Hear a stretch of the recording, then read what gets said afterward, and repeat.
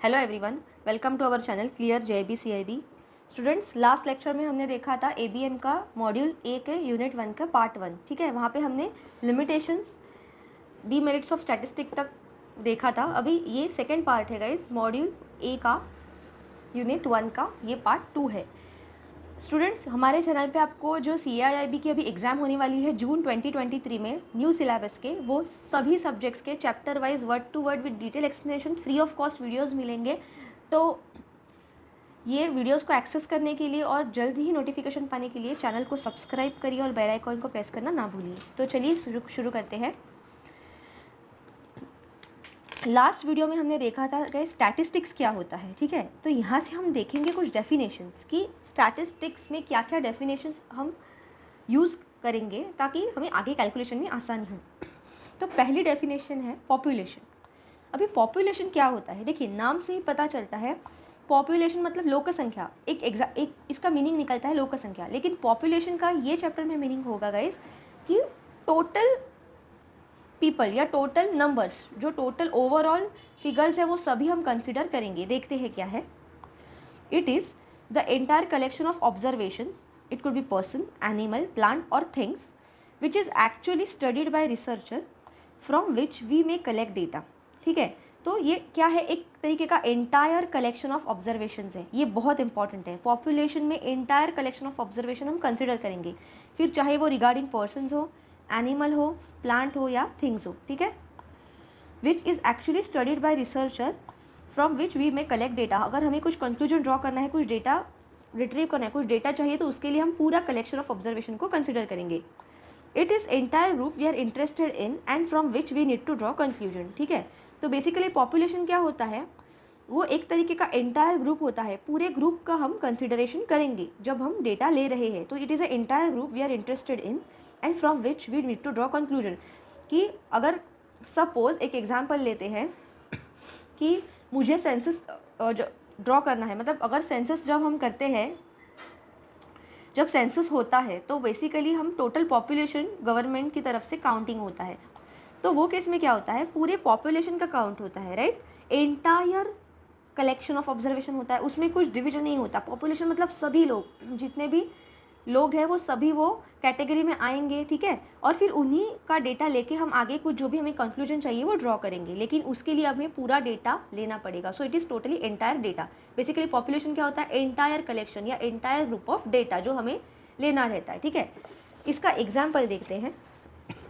If for example, if we are studying weight of adult men in India, population is the set of weights of all men in India. ठीक है, तो अगर मुझे यहाँ पे एक अडल्ट मैन का, इंडिया में जो अडल्ट मैन है उनका वेट निकालना है, तो मुझे मेरा पॉपुलेशन क्या होगा, पॉपुलेशन मेरा होगा set of weights of all man in India. मैं इंडिया में जितने भी मैन रहते हैं, जितने भी मैन रहते हैं, उनका सबका वेट मैं ले लूँगी। सो वो क्या होगा, मेरा पॉपुलेशन। ओके, अभी आगे देखते हैं सैम्पल। एक एग्जाम्पल से गए समझते हैं ताकि आपको आगे के डेफिनेशन समझने में भी थोड़ी आसानी होगी।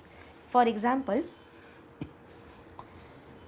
जैसे कि अभी हमने देखा पॉपुलेशन में, यही एग्जांपल लेते हैं।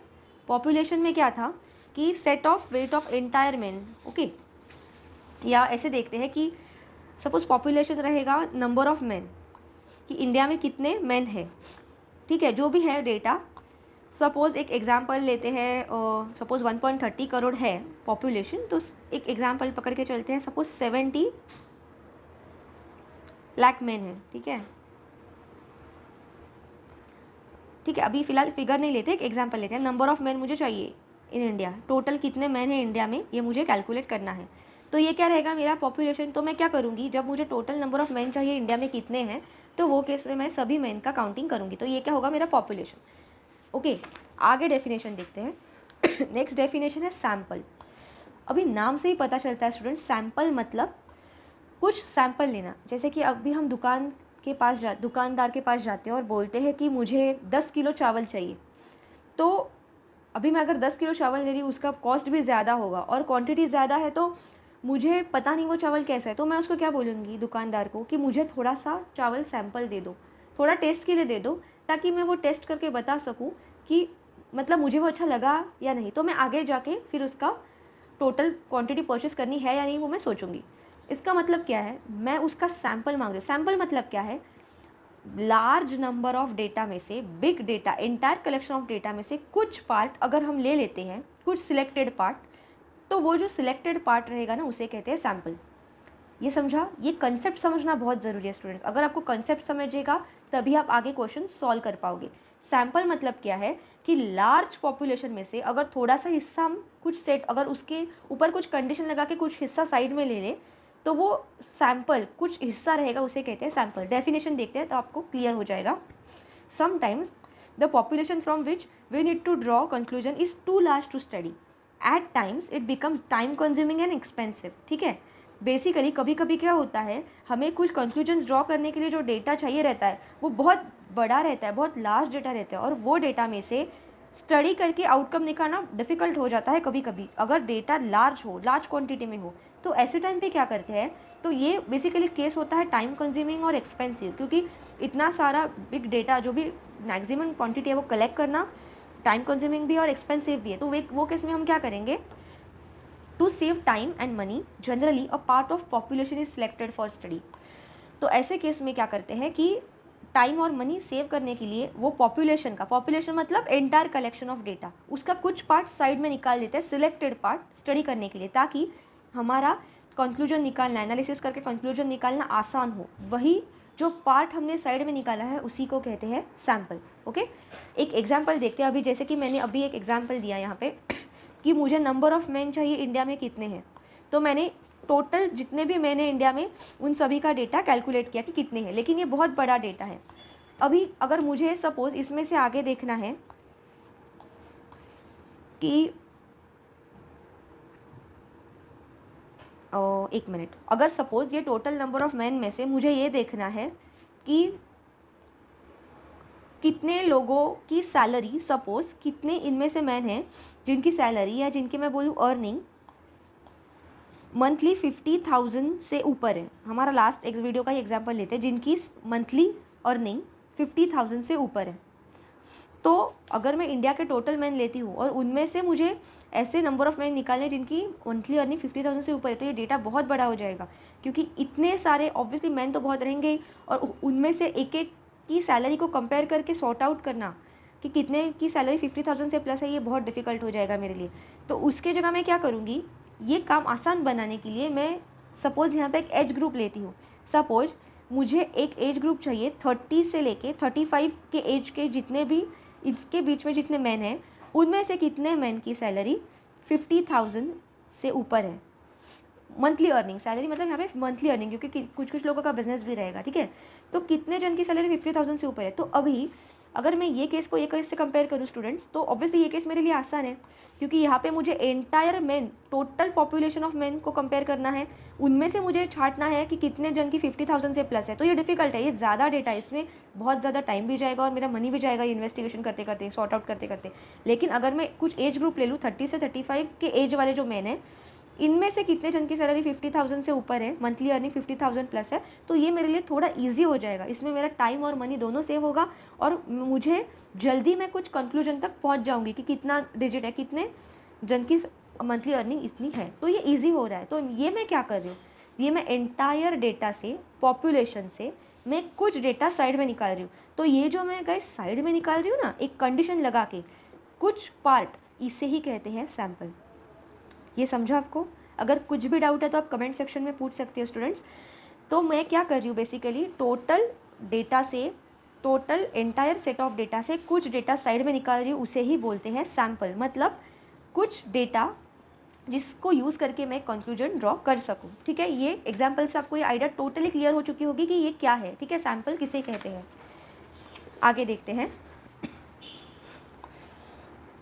A sample is a part, a group of units of population which is representative of actual population। ठीक है, तो सैम्पल क्या है, ये एक पार्ट है, a group of units of population which is representative of actual population। मतलब जो टोटल पॉपुलेशन है उन्हीं में से कुछ हिस्सा में निकाल के बता रही हूँ ना, सैम्पल है। ठीक है, ये टोटल पॉपुलेशन है, उसी में से तो कुछ हिस्सा है, और पार्ट ऑफ एक्चुअल पॉपुलेशन, उसी तो को तो हम कहते हैं सैम्पल।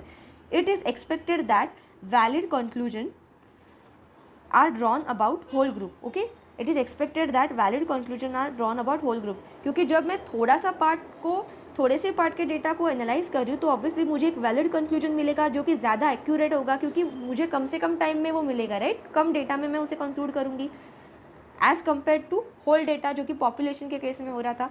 फॉर एग्जाम्पल, यहाँ पे एग्जाम्पल दिया है, study of infant health born in India in a particular year, जैसे कि एक पर्टिकुलर ईयर, सपोज उन्होंने बोला है एक पर्टिकुलर, हम लोग कंसिडर करते हैं 2012 में जो इन्फेंट है उनके जो 2012 में इन्फेंट बॉर्न हुए, मतलब जो बच्चे 2012 में बॉर्न हुए उनकी हेल्थ कैसी है, ठीक है।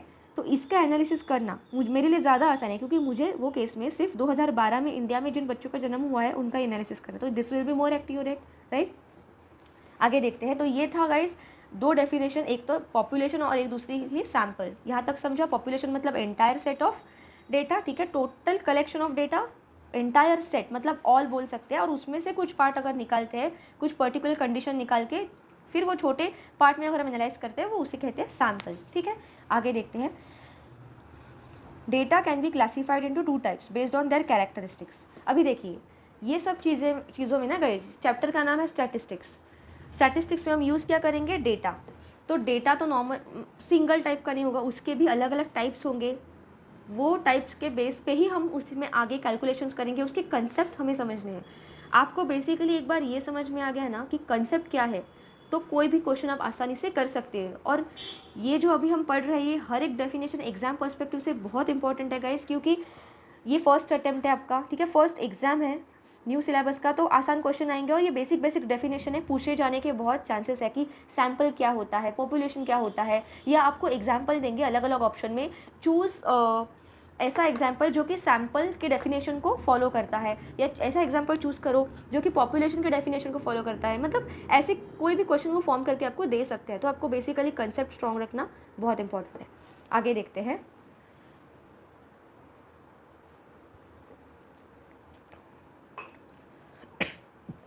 Data can be classified into 2 types.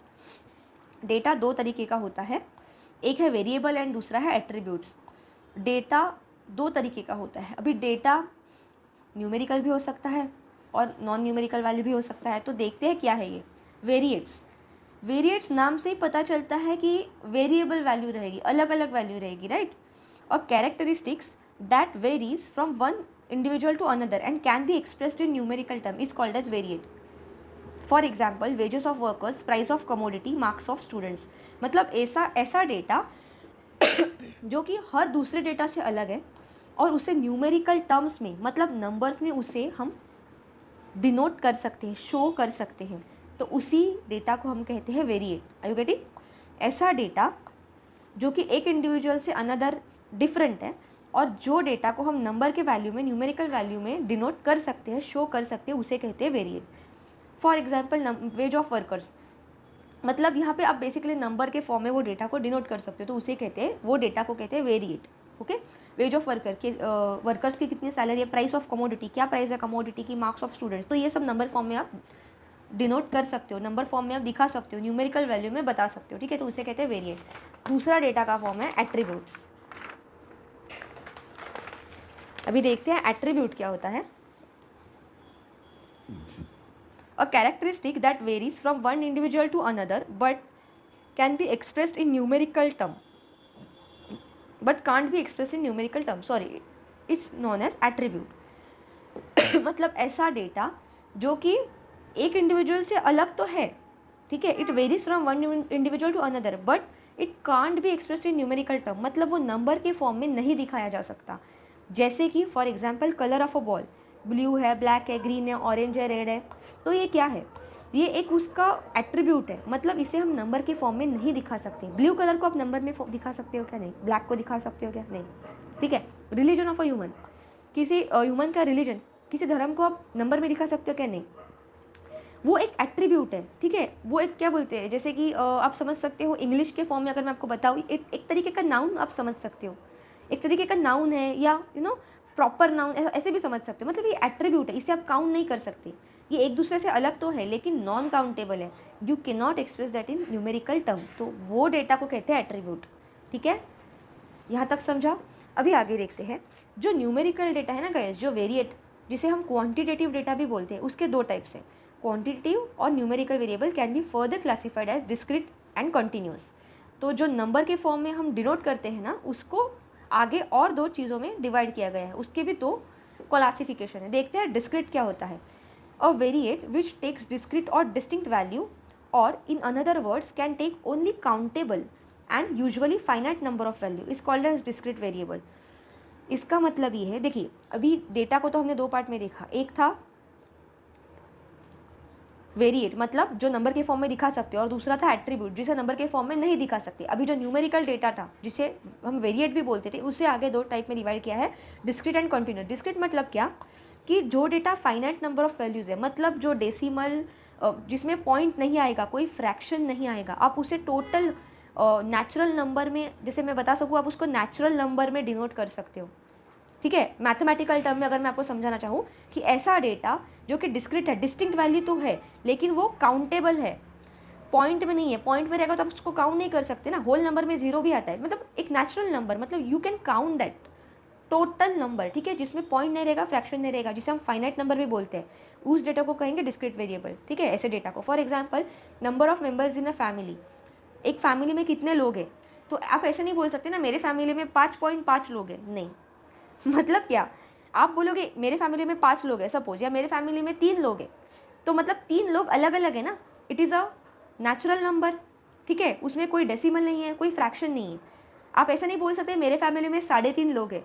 ठीक है, लोग तो लोग ही होते हैं, वो तो आप काउंट करोगे, टोटल नंबर हैंड पे काउंट करोगे। सेकेंड है नंबर ऑफ एक्सीडेंट्स, अगर एक्सीडेंट्स होते हैं तो सपोज 10,000 एक्सीडेंट्स ईयरली हो रहे हैं इंडिया में सपोज फॉर एग्जांपल, तो आप उसको पॉइंट में या फ्रैक्शन में नहीं बता सकते। ठीक है, आपको उसको होल नंबर ही बताना पड़ेगा। एज इन ईयर्स, अगर आपको एज बताना है ईयर्स में, तो कितने साल के आप हो गए, suppose I am 30 years old, या आई एम 40 ईयर्स ओल्ड, या आई एम 50 ईयर्स ओल्ड, तो ये आपको होल बताना पड़ेगा ना नंबर, आप पॉइंट में या फ्रैक्शन में नहीं बता पा रहे। तो ऐसे डेटा को कहते हैं discrete variable, discrete data. Okay, जो फाइनाइट नंबर ऑफ वैल्यूज़ में हम डिनोट कर सकते हैं। नेक्स्ट है कंटिन्यूअस वेरिएबल। यहाँ पे ऑब्वियसली अगर एक डिस्क्रीट है तो दूसरा क्या होगा, कंटिन्यूअस, उसका एग्जैक्टली ऑपोजिट। मतलब a variate that can take only any value within a range of integral और fractional is called as continuous. मतलब ऐसा डेटा जो कि इंटीग्रल या फ्रैक्शनल वैल्यू भी ले रहा है, मतलब वो सिर्फ होल नंबर, सिर्फ नेचुरल नंबर नहीं ले रहा है, वो टोटल इंटीग्रल ले रहा है, मतलब इंटीजर भी ले रहा है, वो फ्रैक्शनल वैल्यू ले रहा है, वो डेसिमल मतलब पॉइंट ले रहा है, सब ले रहा है, तो उसको क्या कहेंगे, continuous variable. For example percentage of marks, अगर मुझे बताना है मुझे कितने मार्क्स मिले, सपोज मुझे मार्क्स मिले 80.37, तो ये क्या है, मैंने मेरे परसेंटेज ऑफ मार्क्स शो किए, तो हमेशा परसेंट तो टोटल नहीं रहेगा, कभी पॉइंट के आगे भी कुछ डिजिट रहेंगे, तो ये मैं बेसिकली इंटीग्रल फ्रैक्शनल में बता पा रही हूँ। हाइट कितनी है, हम बोलते हैं ना 3.25, 3.5 या 5.5, 5.6, ये क्या हम दिखा रहे हैं, ये हम हाइट को बता रहे हैं, लेकिन वो होल नंबर नहीं दिखा रहे ना, उसे आगे हम कुछ डेटा जोड़ रहे हैं, जैसे कि इतना इंच, इतना सेंटीमीटर। ठीक है, ऐसे। तो हाइट, वेट भी, तो कितना वेट है, सपोज वेट है 60.5, इतना केजी वेट है, तो ये 0.5, मतलब मैं पॉइंट का भी वैल्यू दिखा पा रही हूँ यहाँ पे। इसे क्या कहते हैं, कंटिन्यूस वेरिएबल, जो कि सिर्फ फाइनाइट नंबर नहीं है, उसमें इंटीग्रल एंड फ्रैक्शनल भी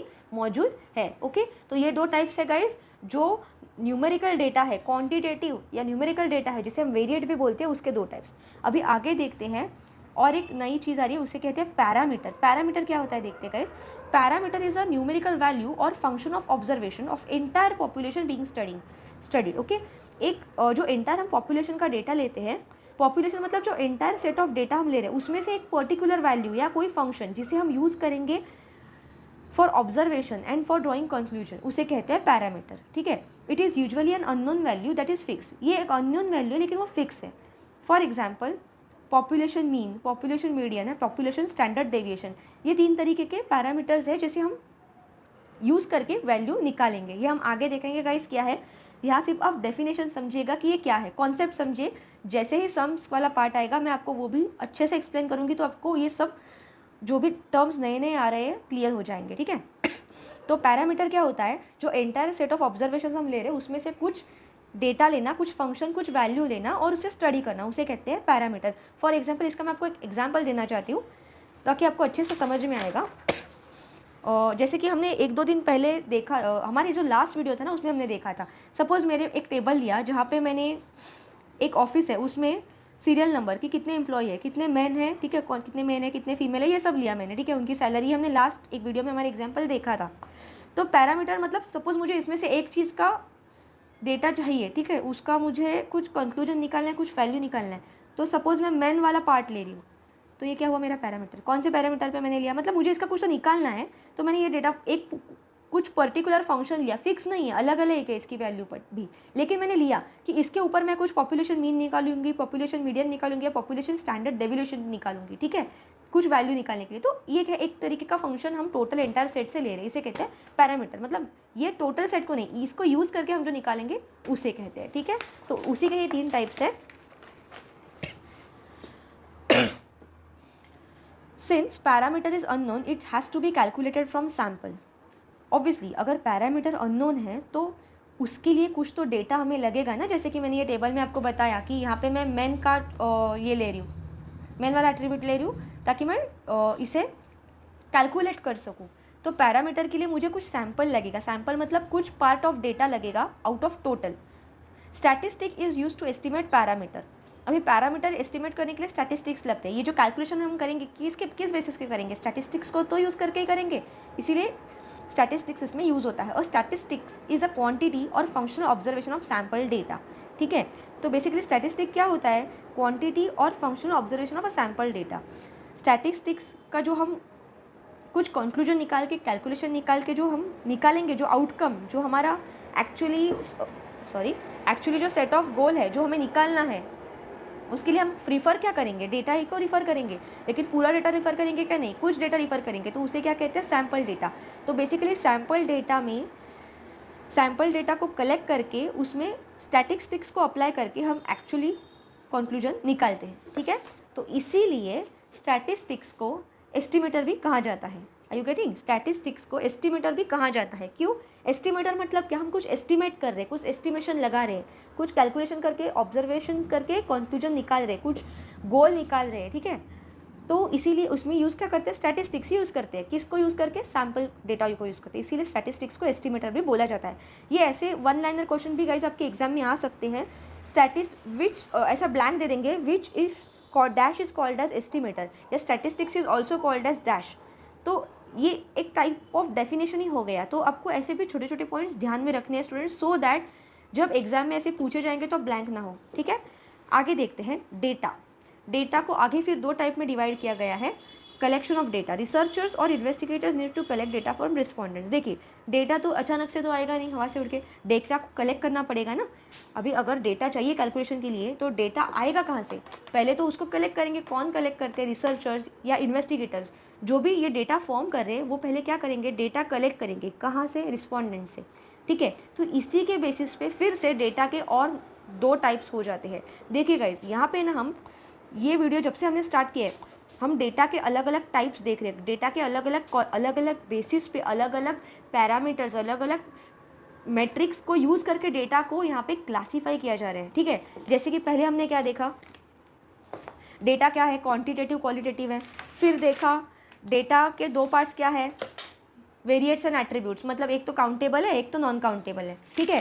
फिर आगे हमने क्या देखा, डेटा के 2 पार्ट्स और कौन से देखे, डिस्क्रीट एंड कॉन्टीन्यूअस, मतलब एक तो फाइनाइट नंबर है, एक फिर फ्रैक्शनल और इंटीग्रल वैल्यू दे रहा है। मतलब ये हम क्या करें, अभी फिर से कलेक्शन ऑफ डेटा, डेटा जो टाइप से कलेक्ट करें, जिस हिसाब से डेटा कलेक्ट करें उसके बेसिस पे फिर से डेटा के 2 टाइप हो रहे हैं। तो आपको समझना है हर एक कॉन्सेप्ट, क्योंकि बात एक ही है, लेकिन वो एक ही चीज़ को अलग अलग पैरामीटर्स में गोल गोल घुमा के ना आपको अलग अलग टाइप्स दिए।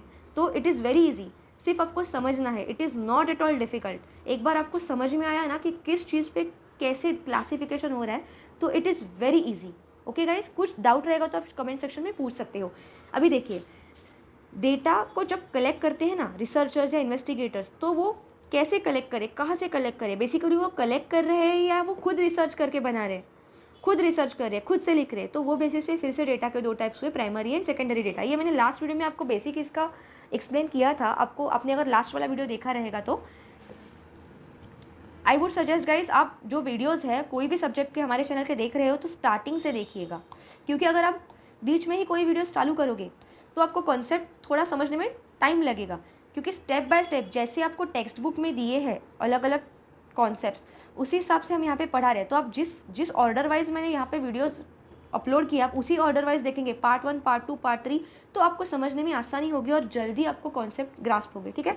देखिए प्राइमरी डेटा, ये हमने पहले भी देखा था, data which is collected directly और first time by the investigator और researcher from respondent collected by using following methods. Basically primary data क्या होता है, प्राइमरी नाम से ही पता चलता है, मतलब फर्स्ट टाइम, अगर किसी के पास वो डेटा फर्स्ट टाइम आ रहा है ना, तो वो डेटा को हम कहेंगे प्राइमरी डेटा, फर्स्ट टाइम।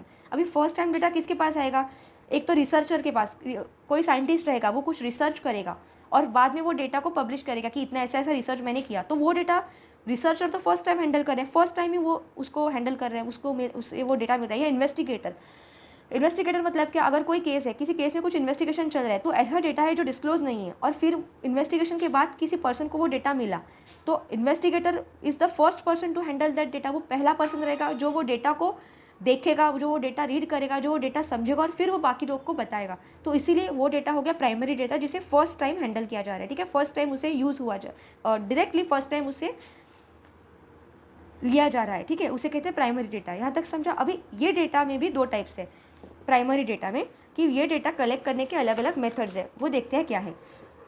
पहला है डायरेक्ट इंटरव्यू मेथड। देखिए प्राइमरी डेटा मतलब फर्स्ट टाइम किसी के पास वो डेटा आ रहा है, अभी अगर वो रिसर्च कर रहा है तो भी वो कहीं ना कहीं जाके एनालिसिस करेगा, इन्वेस्टिगेशन करे तो भी वो एनालिसिस करेगा, किसी ना किसी को जाके पूछेगा, कुछ ना कुछ चीज़ें देखेगा, तो वो अलग अलग चीज़ों का एनालिसिस करके फिर कुछ कंक्लूजन पे आएगा, वो डेटा रहेगा प्राइमरी। तो वो क्या क्या मेथड्स है, कलेक्शन। देखिए आपको डेफिनेशन में ही बोला गया है, data which is collected directly और the taken for the first time, मतलब कलेक्शन के जो मेथड है उसके बेसिस पे दो टाइप है। क्या है, डायरेक्ट इंटरव्यू मेथड, मतलब डायरेक्टली इंटरव्यू के से लेके, मतलब a face to face contact is made with informants और रिस्पॉन्डेंट्स, मतलब directly face to face contact करके उनको क्वेश्चंस पूछे जाते हैं, ठीक है। रिस्पॉन्डेंट्स मतलब जो लोग आपको आंसर दे रहे हैं। Interviewer ask them question pertaining to survey and collect information, जो इंटरव्यू लेने वाला पर्सन रहेगा वो उनके डायरेक्टली क्वेश्चन करके रिगार्डिंग सर्वे, जो भी चीज़ के बारे में इन्फॉर्मेशन लेनी है उनको क्वेश्चन पूछ के इन्फॉर्मेशन कलेक्ट करेगा, तो वो मेथड को कहेंगे direct interview method. Second method है गाइस क्वेश्चनियर मेथड, नाम से पता चलता है कई सारे क्वेश्चन पूछने वाले हैं। These are the survey instruments containing short close ended question और ब्रॉड ओपन एंडेड क्वेश्चन। देखिए अभी क्वेश्चन के भी दो टाइप्स रहते हैं, क्लोज एंडेड और ओपन एंडेड। मतलब क्या, अगर कुछ पर्टिकुलर टॉपिक है तो वो पर्टिकुलर टॉपिक के दायरे में ही रह के वही पर्टिकुलर आपको टॉपिक से रिगार्डिंग ही क्वेश्चन पूछना, तो वो रहेंगे शॉर्ट या close ended questions. And broad open ended मतलब क्वेश्चन रिगार्डिंग एनी टाइप, ठीक है, एनी फील्ड एनीथिंग, मतलब कुछ लिमिटेड, उसके लिए लिमिट नहीं रहेगी, लिमिटेड एरिया नहीं रहेगा जिसके रिगार्डिंग उसे क्वेश्चन पूछा, उसके बाहर जाके भी क्वेश्चन पूछ सकते हैं, तो उन्हें कहेंगे ब्रॉड या ओपन एंडेड क्वेश्चन। तो ये क्वेश्चनियर मेथड में क्या होता है, there are survey instruments containing short close-ended question and broad open-ended question. Questionnaires are used to collect data from large group of subjects on specific topic. जो questionnaire method होता है ना गाइस, उसमें एक लार्ज ग्रुप ऑफ सब्जेक्ट्स, क्योंकि यहाँ पे open ended भी है ना, तो लार्ज अलग अलग सब्जेक्ट्स पे कई सारे क्वेश्चंस पूछे जाते हैं, ठीक है, ऑन अ स्पेसिफिक टॉपिक। तो ये थे गाइस दो टाइप्स प्राइमरी डेटा को जिस हिसाब से कलेक्ट करते हैं उन हिसाब से। आगे देखते हैं सेंसस एंड सैम्पल सर्वे। अभी सेंसस क्या होता है और सैम्पल सर्वे क्या होता है देखते हैं। In a census data about all individual units are collected in a population. जैसे कि मैंने बोला पॉपुलेशन क्या होता है, एंटायर सेट ऑफ डेटा, ठीक है, एंटायर कलेक्शन ऑफ ऑब्जर्वेशन, तो उसमें सभी डेटा आएगा ना। सेंसस मतलब क्या, data of all individual units आएगा, ठीक है। In a survey data are only collected for a sub part of population, population के कुछ पार्ट का ही हम डेटा ले रहे हैं, उसे कहते हैं सैम्पल सर्वे या सर्वे, ठीक है। This is called as sample. मतलब इट इज़ लाइक पॉपुलेशन, मतलब मैं बोल सकती हूँ टोटल डेटा, ठीक है। यहाँ पे अगर मैं सेट और सबसेट बताऊँ, ये टोटल क्या है पॉपुलेशन, इसमें मैंने टोटल या ऑल डेटा कवर कर रही हूँ, और उसमें से अगर मैं कुछ डेटा ले रही हूँ, उसमें से कुछ सेट ऑफ डेटा लिमिटेड, तो इसे मैं क्या बोल रही हूँ, सैम्पल, ठीक है। तो सर्वे मैं इस पर करती हूँ क्योंकि ये छोटा स्मॉल पार्ट ऑफ डेटा है जिस पे सर्वे करके मैं एक कंक्लूजन ड्रॉ करूँगी। तो यही उन्होंने बोला है कि सेंसस कब क्या किस डेटा पे होता है, पॉपुलेशन पे, टोटल सेट ऑफ डेटा में, और सर्वे किस में होता है, सैम्पल सर्वे, छोटा जो स्मॉल अमाउंट ऑफ डेटा है उसमें, ठीक है। आगे देखते हैं, अभी सेकेंडरी डेटा देख के then we will complete the lecture. Secondary data देखिए, प्राइमरी डेटा मतलब क्या, जो फर्स्ट टाइम किसी ने हैंडल किया, रिसर्चर या इन्वेस्टिगेटर ने। और उसको अपोजिट है secondary data. Data is a secondary information और second hand data. Secondary data क्या होता है? सेकेंड हैंड इन्फॉर्मेशन जो सेकेंड टाइम किसी के हाथ में आया।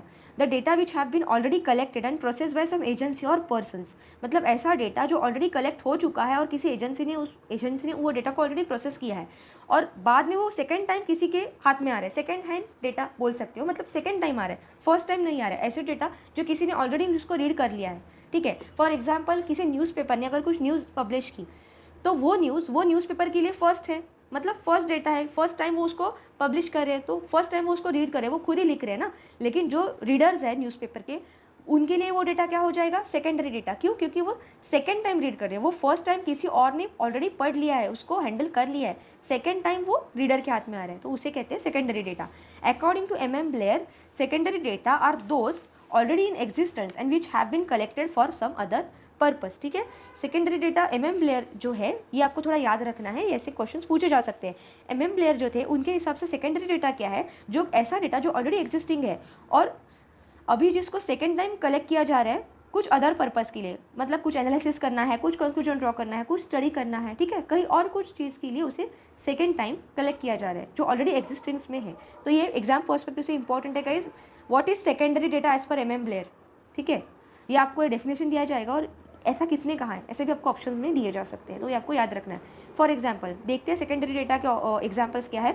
डेटा कलेक्टेड फ्रॉम पब्लिश्ड और unpublished sources like WHO, UNESCO, LIC etcetera, various research institutes, financial places, banks, magazine, internet etcetera.